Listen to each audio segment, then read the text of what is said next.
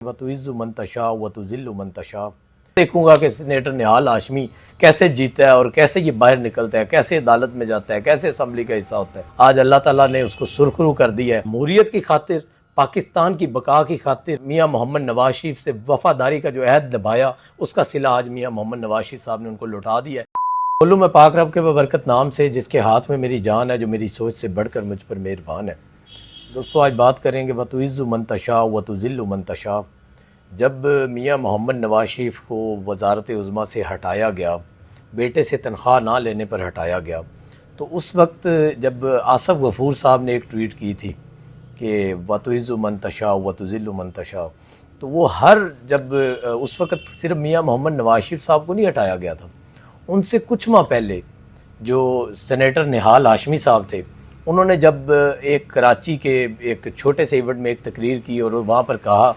साकब निसार को कहा और इसी तरह के जो आसफ़ गफ़ूर थे और जो फैज़ हमीद था, जो मोहरे थे तब के, उन सब को ललकारते हुए कहा कि अपनी हैसियत में रहें और आप अगर इस तरह करेंगे तो आपके नज़दीक ज़मीन तंग कर दी जाएगी। तो वो ज़मीन तो अल्लाह ताला ने तंग करनी थी और वो दिन आ गए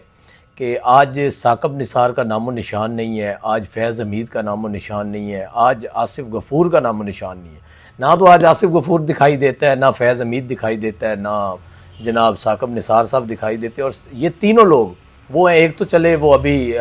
जेल काट रहे हैं, अपना जो अपने इदारे के अंदर उन्होंने खिलवाड़ खेला उसकी जेल काट रहे हैं। दूसरे जो है आसिफ़ गफ़ूर साहब वो रिटायर होकर घर जा चुके हैं और वो भी मंजर आम पर नहीं आते, वो भी अवाम में नहीं घुलते मिलते। और जो साकब निसार साहब हैं वो भी उन्होंने सिक्योरिटी बढ़ा दी। अगर पाकिस्तान के अंदर रहते हैं तो सिक्योरिटी उनके साथ ज़्यादा होती है, लेकिन वो पाकिस्तान से बाहर जाते हैं ज़्यादा या कहीं पे भी होते हैं तो वो डर कर बाहर निकलते हैं कि कहीं मुझे अवाम का सामना ना करना पड़ जाए और अवाम मुझे आनी हाथों ना ले ले। जो मैंने खिलवाड़ खेला पाकिस्तान के साथ, जो मुस्लिम लीग नून के साथ चलती हुई जो एक मईशत थी, इतनी ज़्यादा परवान चढ़ चुकी थी, उसको गिराने के लिए दिन रात कोशिशें करके पाकिस्तान के सिस्टम को डीरेल किया साकब निसार साहब ने। आज वो सामने नहीं आ सकते, लेकिन उस वक़्त जब इन्होंने साकब निसार साहब ने सेनेटर निहाल हाशमी साहब को उनका लाइसेंस कैंसिल किया, उनका जनाब अदालत का जो वो वकील थे सुप्रीम कोर्ट के, उनका लाइसेंस कैंसिल कर दिया, हाई कोर्ट का उनका जो लॉ की डिग्री थी वो मुअत्तल कर दी, उसके बाद उनकी सेनेटरशिप चली गई। किसकी वजह से? साकब निसार की वजह से। और आज साकब निसार का नामो निशान नहीं है। और वो कहता था कि मैं देखूंगा कि सेनेटर निहाल हाशमी कैसे जीता है और कैसे ये बाहर निकलता है, कैसे अदालत में जाता है, कैसे असम्बली का हिस्सा होता है। आज अल्लाह ताला ने उसको सुरखरू कर दिया है। और आज मियाँ मोहम्मद नवाज शरीफ, जो उस वक़्त, ये मियाँ मोहम्मद नवाज शरीफ वो कायद है जो ना तो अपने वर्कर को भूलता है, ना वो वक्त भूलता है जब जुल्म जबर किया जाता है। उस वक्त एक मुस्लिम लीग नून के अंदर भी काली भेड़ थी। आसिफ करमानी साहब वो सेनेटर बनना चाहते थे निहाल हाशमी साहब को उतार कर, तो वो मैं क्योंकि ऐनी शायद हूँ, मैं उस वक्त सेनेटर निहाल हाशमी साहब के लॉज में मौजूद था। तो जब ये साकब निसार साहब और दीगर इदारों से आसिफ गफ़ूर साहब, इनका जब प्रेशर बढ़ाया गया कि जी सेनेटर निहाल हाशमी साहब से इस्तीफ़ा ले लें, सेनेटर निहाल हाशमी साहब को पार्टी से निकाल दें, लेकिन मियाँ मोहम्मद नवाज शरीफ ने बड़ा सब्र से, तहम्मुल से मुज़ाहरा करते हुए बड़ी कोशिशें की कि किसी भी तरह ये इनको समझाया जाए, इदारों को भी और अदालत को भी, साकब निसार को भी समझाया जाए कि ऐसे नहीं होता। लेकिन साकब निसार साहब का मिशन थोड़ा लंबा था। वो सेनेटर निहाल हाशमी साहब को नहीं हटाना चाहते थे, असल में तो उनका टारगेट मियाँ मोहम्मद नवाज शरीफ साहब थे कि उनको वज़ारत उज़्मा से हटाना था। तो जब ये आसिफ करमानी साहब पैगाम लेकर आते हैं वहाँ पर लॉजिज़ के अंदर, और मैं लॉजिज़ का दरवाज़ा खोलता हूँ तो सामने जनाब आसिफ करमानी साहब मिलते हैं, तो मुझे कहते हैं कि जी निहाल हाशमी साहब कहाँ हैं। मैंने कहा वो घर पर नहीं है, वो बाहर है। कहते जी उनको ढूंढे जहाँ पर भी हैं वो, कि उनका अभी के अभी इस्तीफ़ा चाहिए। और इसके पीछे मंतक ये थी कि मियाँ मोहम्मद नवाज शरीफ साहब ने उनको नहीं कहा था, वो अपने तौर पर इस तरह की कार्रवाई कर रहे थे कि किसी भी तरह इनसे इस्तीफ़ा लेकर और उस सीट के ऊपर वो खुद सेनेटर बनना चाहते थे। जबकि आपने देखा भी उसके बाद वो दोबारा सेनेटर बने कुछ अरसे के बाद जब इनको हटाया गया। तो लेकिन वो चाह रहे थे कि जितनी जल्दी ये आज ही इस्तीफ़ा दे दें तो ये खुद से पीछे हट जाएं और इनकी जगह पर मैं सेनेटर बन जाऊँ और मैं गेम का हिस्सा बन जाऊँ, मैं वफाकी कबीना में आ जाऊँ। तो उनको बड़ी जल्दी थी। आज वो भी अपने मनतकी अंजाम को पहुँच गए, वो अपने घर पर हैं, आराम फरमा रहे हैं। साकब निसार साहब भी आराम फरमा रहे हैं, फैज़ हमीद साहब जेल में आराम फरमा रहे हैं, आसिफ गफ़ूर साहब अपने बच्चों में ज़िंदगी बसर कर रहे हैं। और निहाल हाशमी साहब को अल्लाह ताला की मदद के बाद मियाँ मोहम्मद नवाज शरीफ इतने दूर अंदेश मतलब के लीडर हैं कि मैं कह रहा हूँ उसकी मिसाल नहीं मिलती। मियाँ मोहम्मद नवाज शरीफ ने उस वक्त वो तमाम बातें अपने सीने में दबाई रखी। और आज जब वक्त आया है तो मियाँ मोहम्मद नवाज शरीफ ने आज से 8 माह पहले निहाल हाशमी साहब को बुलाकर मोहतरमा मरीम नवाज शरीफ साहिबा की सामने और अपने जो भाई हैं वज़ीर शहबाज शरीफ साहब के सामने ये कह दिया था कि निहाल हाशमी साहब, आप कराची के सिंध के जो है गवर्नर होंगे आने वाले सिंध के, तो आप तैयारी करें, तो इंशाल्लाह बहुत जल्द आपको हम मुबारकबाद देंगे। तो आज वो वक्त आ गया। मुस्लिम लीग नून के जो मरकज़ी रहनुमा हैं, जिनको पार्टी से भी निकाला गया, जिनके साथ बहुत ज़्यादा ऐसी ज़्यादतियाँ हुई, अदालती इंतकामी कार्रवाइयाँ हुई उनके ऊपर, उनके घर पे रेड हुए, उनके जो बच्चों ने सफ़र किया, उनकी अहलिया ने सफ़र किया, उनके दोस्तों ने सफ़र किया, उनके भाइयों ने सफ़र किया, उन्होंने कारोबार के ऊपर कंप्रोमाइज़ किया, उनकी जो वकालत थी वो चली गई। आज अल्लाह ताला ने उनको सुरखरू कर दिया है और निहाल हाशमी साहब को गवर्नर सिंध तैनात करने का फ़ैसला कर दिया गया और अनाउंस भी कर दिया गया। और वज़ीर शहबाज शरीफ साहब ने जो वज़ीर आज़म हाउस में एक आला सतही इजलास बुलाया और वहाँ पर निहाल हाशमी साहब को अनाउंस किया और मुबारकबाद दी है। इजलास में मोहसिन नकवी साहब, राना सनाउल्लाह साहब, निहाल हाशमी साहब और दीगर वफाकी वज़रा ताउल्लाह तारड़ साहब और दीगर मौजूद थे। तो ये वज़ीर आज़म ऑफिस की जानिब से जो जारी एलामिये में कहा गया कि वज़ीर आज़म शहबाज शरीफ ने समरी मंजूरी के लिए सदर पाकिस्तान को भिजवा दी है। वज़ीर आज़म ने निहाल हाशमी से मुलाकात की और गवर्नर सिंध पर तैनाती की मुबारकबाद भी दी है। मुलाकात में ये तमाम जो आपको लोग बताएं ये मौजूद थे। निहाल हाशमी को गवर्नर तैनात करके नवाज शरीफ, मियाँ मोहम्मद नवाज शरीफ और कायद मियाँ मोहम्मद शहबाज शरीफ ने वर्करों के दिल जीत लिए हैं। आज मैं आपको कह रहा हूँ कि मेरा कोई और बात करने को दिल ही नहीं है कि आज वो दिन है कि पूरे पाकिस्तान के अंदर, पूरे ओवरसीज़ के अंदर मुस्लिम लीग नून के छोटे से लेकर बड़े वर्कर की जीत हो गई है कि मियाँ मोहम्मद नवाज शरीफ ने साबित कर दिया है कि मैं आपको ये रोज़े के साथ दावे से कह सकता हूँ कि 2 से 3 लोग ऐसे मौजूद थे कि जो कुछ चैम्बर के लोग हैं, कराची चैम्बर के कुछ जो स्टॉक एक्सचेंज के बड़े बहुत नामवर लोग हैं, जिन्होंने 2 से 3-4 अरब रुपए की बोली भी लगाई। उन्होंने इदारों के अंदर भी अपनी गेम सेट करने की कोशिश की, पार्टी के अंदर भी गेम सेट करने की कोशिश की और उन्होंने कहा कि हम 2 अरब देंगे, किसी ने कहा 3 अरब देंगे। 2-3 लोग ऐसे हैं जिनके मैं नाम लेना मुनासिब नहीं समझता, लेकिन ना तो किसी ने इदारों ने उनको पल्लू पकड़ाया और ना ही सियासी जमातों ने पल्लू पकड़ाया, क्योंकि मुस्लिम लीग नून का जो कायद है वो कभी भी ना तो अपनी टिकट बेचता है, ना गवर्नरशिप बेचता है, ना ओहदा बेचता है, कुछ भी नहीं बेचता। मियाँ मोहम्मद नवाज शरीफ वो हस्ती है, वो शख्सियत है कि मैं कह रहा हूँ कि उसके बाद जो अल्लाह ताला उनको ज़िंदगी सेहत दे, उनके पास सियासत ख़त्म है, सियासत का ख़ात्मा हो जाएगा, उनके बगैर पाकिस्तान चल ही नहीं सकता। आज उन्होंने जो मियाँ मोहम्मद नवाज शरीफ साहब ने निहाल हाशमी को गवर्नर अनाउंस करके अपने जो शहबाज शरीफ साहब की ने ऐलान किया, मियाँ मोहम्मद नवाज शरीफ साहब के मशवरे से हुआ है, मियाँ मोहम्मद नवाज शरीफ साहब की हदायत पर हुआ है। मियाँ मोहम्मद नवाज शरीफ साहब ये फ़ैसला आज से 8 माह पहले कर चुके थे और इस फैसले के बाद पूरे पाकिस्तान के वर्करों में खुशी की लहर है और हर शहर में आप देखें कि वो गवर्नर बने हैं सिंध के, लेकिन जो है पंजाब के हर शहर में, बलूचिस्तान के हर शहर में, जो केपी के हर शहर में जो वर्कर है वो जश्न मना रहा है, क्योंकि वर्कर समझ सकता है कि उस वर्कर के साथ जो ज्यादती हुई थी, क्योंकि ना तो वो किसी वडेरे बाप का बेटा है, ना तो वो किसी फ्यूडलिज्म में से है, ना तो वो कोई उनके जो वालिद थे वो गवर्नर रहे, ना ही वो कोई लैंडलॉर्ड है, मतलब कुछ भी नहीं है, वो एक आम वर्कर था और उन्होंने मेहनत करके अपना सफ़र किया, अपनी वकालत के ज़रिए अपना नाम कमाया और अपना एक सियासी कारकुन होते हुए मियाँ मोहम्मद नवाज शरीफ से सिर्फ़ और सिर्फ जमहूरियत की खातिर, पाकिस्तान की बका की खातिर और मियाँ मोहम्मद नवाज शरीफ से वफ़ादारी का जो अहद निभाया, उसका सिला आज मियाँ मोहम्मद नवाज शरीफ साहब ने उनको लौटा दिया है। और ये जो सिला मियाँ मोहम्मद नवाज शरीफ साहब ने उनको गवर्नर बनाया है, वो सिर्फ उनको नहीं बनाया, वो पंजाब, केपी, बलूचिस्तान, कश्मीर, गिलगित के हर वर्कर को गवर्नर बना दिया है। क्योंकि ये जो वर्कर का फैसला किया गया है, ये पूरे पाकिस्तान के वर्करों में खुशी की लहर दौड़ गई है और तमाम लोग इस बात को मान गए हैं। जो लोग ये कहते थे कि मुस्लिम लीग नून जो है वो वर्करों को नहीं नवाजती, आज जब हमने देखा कि वो वर्कर जिसको निकाला गया, जिसके साथ अदालती जबर किया गया, जिसके बच्चों के साथ ज्यादती की गई, उसके घर पे रेड किए गए, चादर जो तकद्दुस पमाल किया गया, चारदीवारी का तकद्दुस पमाल किया गया, आज वो वर्कर की वापसी हो गई है और अल्लाह ताला ने उनको सुरखरू कर दिया है। उसके पीछे एक ही वजह है कि मियाँ मोहम्मद नवाज शरीफ और पाकिस्तान के साथ निहाल हाशमी की जो कमिटमेंट थी वो ऐसे थी कि उनको पता था कि अगर पाकिस्तान को तरक्की की राह पर चढ़ा सकता है तो वो मियाँ मोहम्मद नवाज शरीफ है और उनके भाई जो कायद शहबाज शरीफ साहब वज़ीर आज़म है वो, और मरीम नवाज शरीफ साहिबा जो पंजाब को चला ली हैं, कि यही एक ख़ानदान है जो जमहूरियत की जंग लड़ता है और जो पाकिस्तान के सिस्टम को आगे बढ़ाने में अपना कुलीदी किरदार अदा करता है। और ये दहाइयों का सफ़र है जो निहाल हाशमी साहब ने मियाँ मोहम्मद नवाज शरीफ की पार्टी का परचम थामा, मुस्लिम लीग नून का परचम थामा, आज उसका सिला एक बार फिर उनको मिल गया। और निहाल हाशमी साहब, जो आपको बताता चलूँ कि निहाल हाशमी साहब को जब गवर्नर तैनात किया है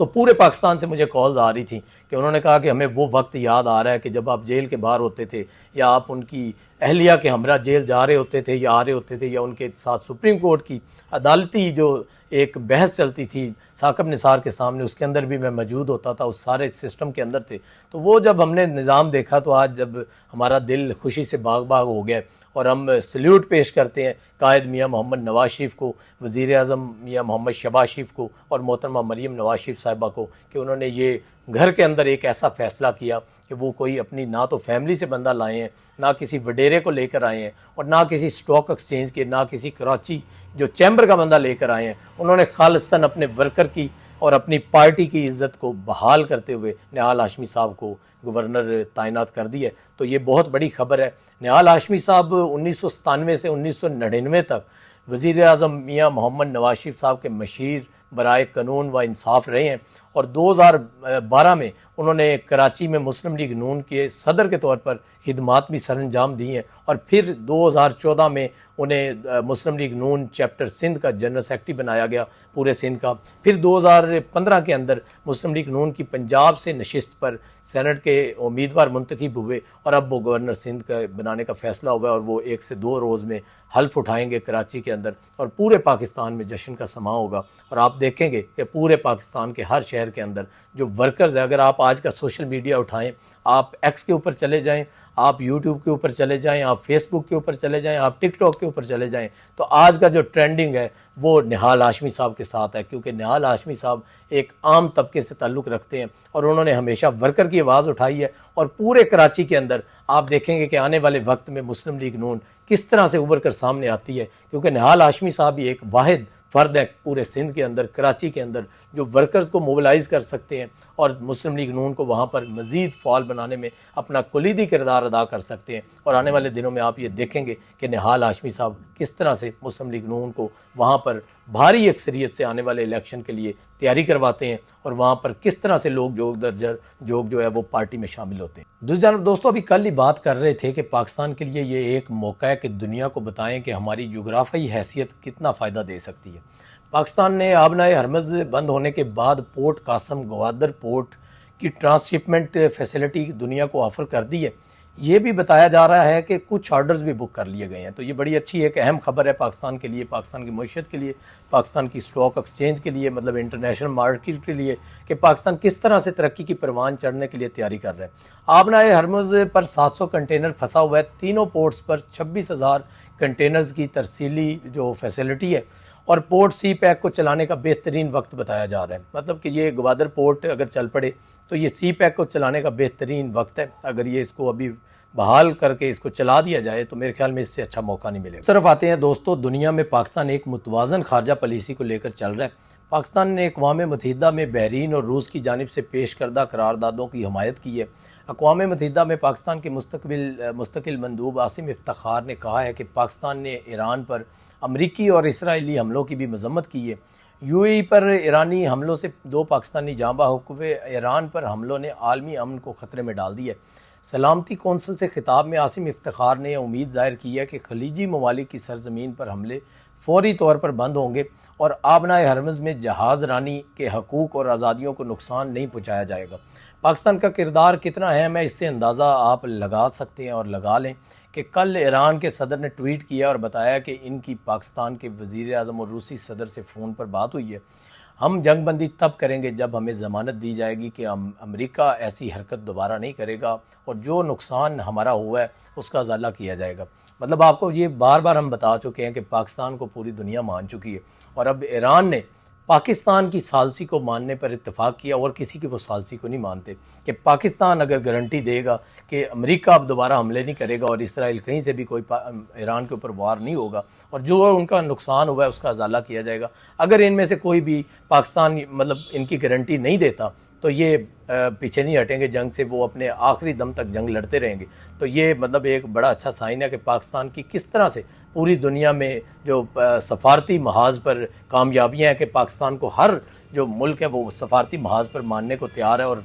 हर जो मुल्क है वो चाह रहा है कि पाकिस्तान हमारी सालसी का किरदार अदा करे। पाकिस्तान के अंदरूनी हालात की तरफ आते हैं तो PTI जो अपने महात्मा को भी भूल चुकी है और उसकी आँख की भी फिक्र नहीं है, वो आपस में लड़ रही है। पाकिस्तान तहरीक इंसाफ की मुश्तरका पार्लिमानी पार्टी के इजलास की अंदरूनी कहानी जो हमारे सामने आई है वो आपसे हम सामने जिक्र करते हैं उसका। ज़राए के मुताबिक इजलास में शाहिद खटक और सेनेटर ज़रका के दरमियान सख्त जुमलों का तबादला हुआ है, और शाहिद खटक ने इन पर जो सेनेटर ज़रका साहब है उन पर इल्ज़ाम लगाया है कि आपने पैसे लिए हैं, आप क्यों यहाँ बैठी हैं। शाहिद खटक के सेनेटर ज़रका पर इल्ज़ाम पर बैरिस्टर अली ज़फ़र जो है वो बरहम हो गए और कहा कि हमारे अरकान की बेतुकीरी करेंगे तो बाईकाट कर देता हूँ। मतलब कि अगर आप हमारी अरकान की बेतुकीरी करेंगे तो फिर हम बाईकाट कर देते हैं। ज़राए ने यह भी बताया कि मेंबरान कौमी असम्बली और सेनेटर मुख्तलिफ तमाम लोग जो वहाँ पर मौजूद थे, ज़्यादातर ने सेनेटर शाहिद खटक के बयानात पर बरस पड़े और वहाँ पर गुस्से का इजहार किया और कहा कि शाहिद खटक जो है हदूद से तजावज़ कर रहे हैं, जबकि सेनेटर ज़रका का मौक़िफ़ था कि मुझे नोटिस दिया जिसका जवाब दिया, मुतमिन ना होते तो पार्टी से निकाल देते। बैरिस्टर गौर अली ने कहा कि एक तरफ ईरान की जंग, दूसरी तरफ आपकी जंग जारी है। मतलब कि एक तरफ तो ईरान की जंग जारी है, दूसरी तरफ आपकी जंग चल रही है, तो हमें समझ से बाहर है। जुनैद अकबर का कहना था कि ये यूथ पैनल के चंद अफराद हैं और जो वज़ीर आला को चला रहे हैं, यहाँ वकील हैं, लेकिन बानी PTI को रिलीफ क्यों नहीं मिल रहा। मतलब कि वकील हैं और यूथ पैनल के चंद अफराद हैं और वज़ीर आला को चला रहे हैं और तमाम सिस्टम का हिस्सा हैं, लेकिन बानी PTI को रिलीफ नहीं मिल रहा। बदकिस्मती से 3-4 अफराद ही फैसले करते हैं और कोई मुशावरत नहीं होती। हम जानते हैं कि इनकी रहनुमाओं की चाबी कहाँ से चलती है। मतलब उन्होंने इल्ज़ाम लगाया कि इनकी चाबी जो है वो कहीं और है, वो ये खुद फैसला नहीं करते, इनकी चाबी किसी और के हाथ में है। दूसरी खबर ये है कि सुहेल अफरीदी को रेडियो पाकिस्तान हमला केस में, जो रेडियो पाकिस्तान हमला केस 9 मई में नामजद कर दिया गया। तफ्तीशी ने कल अदालत में चलान भी पेश कर दिया। अब सुहेल अफरीदी ने नाअहल होना ही होना है। ये आपको पढ़ी लिखी बात बता रहा हूँ कि जो अब बात हम काफ़ी टाइम से कर रहे हैं और हर बंदा नीचे कमेंट्स में आकर और डिफरेंट जगह पे ग्रुप्स में ये कहता है कि आपको सुहेल अफरीदी और इमरान खान के अलावा कोई और बात नहीं मिलती। और भाई ये मुजरिम है और ये बैठे हैं वजारत आला पर, तो इन्होंने अभी जेल जाना है, इन्होंने जेल भुगतनी है। लेकिन इसके अंदर जो दिलचस्प बात ये है कि इनकी जब ये रेडियो पाकिस्तान केस 9 मई हमला में नामजदगी का पता चला है, जो इनकी अपनी पार्टी है, जो इनकी वफाकी सूबे की कबीना है खैबर पख्तूनख्वा की, तो उसके बाद की सूरत हाल कुछ यूँ हो गई है कि सूबे में सुहेल अफरीदी की जो दीगर कबीना के अरकान हैं वो अपनी CV लेकर फिर रहे हैं और वज़ीर आला बनने के लिए वो CV आगे पेश कर रहे हैं। मुख्तलिफ जगह पर जा रहे हैं, कुछ इदारों में जा रहे हैं, कुछ इमरान खान साहबा की जो बहनें हैं उनकी तरफ जा रहे हैं, अपनी लॉबिंग कर रहे हैं। और बहुत सारे लोग हैं, और ये 1-2 लोग नहीं है कि 2 लोग 3 चाहते हैं, उसमें से 10 से 15 लोग वज़ीर आला बनने के ख्वाहिशमंद हैं और अपनी अपनी CV लेकर जगह जगह कोई मुख्तलिफ इदारों के पास जा रहे हैं और कुछ सियासी लोगों के घरों के चक्कर लगा रहे हैं कि हमें जनाब जो वज़ीर आला बनाया जाए, और कुछ पैसे उठा कर लिए फिरते हैं और चाह रहे हैं कि हमें वज़ीर आला शिफ्ट की जाए। तो आगे देखें क्या बनता है। लेकिन ये बात लिखी जा चुकी है कि सुहेल अफरीदी का जाना तय हो चुका है और सुहेल अफरीदी साहब को सज़ा भी होगी और वो जो फ़ौजी अदालत है उसमें भी उनका मुकदमा चलाया जाएगा। तो कल तक के लिए दोस्तों इजाज़त दीजिए, कल फिर मुलाकात होगी। अल्लाह ने